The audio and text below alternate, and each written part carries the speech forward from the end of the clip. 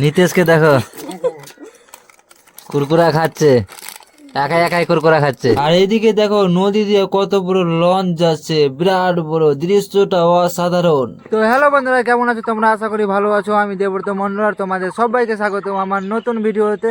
তো আমি আমাদের মাঠে কিন্তু খেলছি, আর ক্রিকেট খেলতে খেলতে কিন্তু নদী দিয়ে একটা বিশাল বড় জিনিস যাচ্ছে। আমি আওয়াজ এখান থেকে শুনতে পাচ্ছি, সেটাই আমি তোমাদের দেখাচ্ছি। তো ভিডিওটা অবশ্যই দেখতে থাকো। তো আমি খেলতে খেলতে চলে আসলাম নদীর ধারে, আর দেখো নদীর ধারে কি যাচ্ছে বন্ধুরা। আর প্রথমে দেখো কি টেনে নিয়ে যাচ্ছে জিসিবির মতন। প্রথমে আমরা ভেবেছিলাম কিন্তু এটা বড় সড়ো একটা জিসিবি হবে, কিন্তু কাছে যখন আসলো তখন দেখতে পাচ্ছি কি একটা বিরাট বড় লঞ্চ। আর লঞ্চে কিন্তু জেসিবিও আছে, ওইগুলো মানে হয়তো কাজে কোথাও নিয়ে যাচ্ছে। আর একদম কত জল কেটে আসছে, আর লঞ্চটা যাচ্ছে নদীর মাঝখান দিয়ে।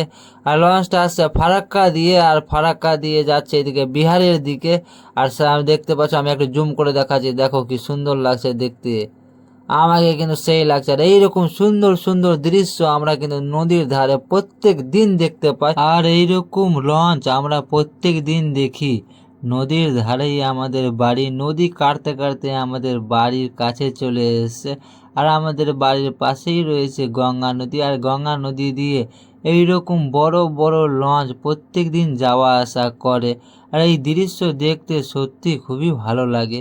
আমাদের একটাই দুঃখ, যেটা প্রত্যেকটা ভিডিওতে আমি বলে থাকি, কি নদী ভাঙনটা যদি থামিয়ে দেয় সরকার, ভালোভাবে নদীটা বেঁধে দেয়, তাহলে কিন্তু গ্রামের মানুষগুলোর আর কোনো চিন্তাই থাকবে না।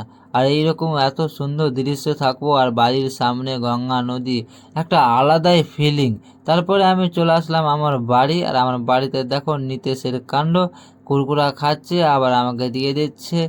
আর সত্যি বন্ধুরা, আমার কিন্তু ছোট্ট ছেলেদের সঙ্গে থাকতে খেলতে খুবই খুবই ভালো লাগে।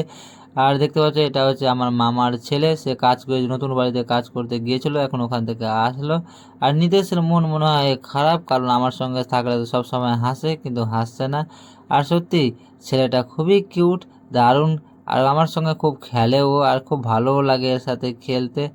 আর জন্য আমি ওকে একটু মানে সান্তাচ্ছিলাম, তোমরা কি বলো জানি না। আর বারবার বলছিলাম কি এদিকে একবার দেখো, মোবাইলের দিকে দেখো, আর একবার হাই করো। তো আমি খেলা শেষ করে চলে আসলাম নদীর ধারে, আর একদম সন্ধ্যার টাইম, এটা সন্ধ্যার দৃশ্যটা আজকে নদীর একটু তোমাদের সামনে তুলে ধরবো।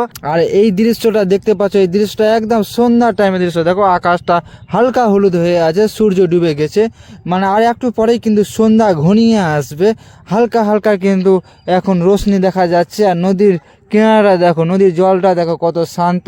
আর নৌকাগুলো দেখতে পাচ্ছ, নৌকাগুলোর ওখানেই কিন্তু দুদিন আগে, মানে যেদিন শিবরাত্রি জল ঢালা ছিল, সেদিন কিন্তু একটা মানে মহিলা, মানে একটা মায়ের বয়সের একটা মহিলা কিন্তু ডুবে গিয়েছিল। আর ভিডিওটা আমি তোমাদের দিতে পারিনি, তো তোমাদের ভিডিওটা শেয়ার করব, তোমরা শর্ট ভিডিওতে দেখে নিও। আর স্কুলটা দেখতে পাচ্ছ, এই স্কুলটা খুবই কাছেই আছে, এই মানে জিতুল্লাহ প্রাইমারি স্কুলটা, এই স্কুলটাও কিন্তু একদম নদীর মুখেই। হ্যাঁ, তবুও কাজ হচ্ছে না, কি বলবো। তো আজকের ভিডিওটা কিন্তু বেশি বড় করব না, এখানেই শেষ করলাম আজকের ভিডিওটা। তোমাদের যদি একটুও ভালো লেগে থাকে তাহলে অবশ্যই লাইক কমেন্ট শেয়ার করে দিও। আর এইরকম গ্রামের ভিডিও আর নদীর ভিডিও দেখার জন্য অবশ্যই চ্যানেলটাকে সাবস্ক্রাইব করে রাখো। আর ভিডিওটা শেষ পর্যন্ত দেখার জন্য তোমাদের অসংখ্য ধন্যবাদ জানাই।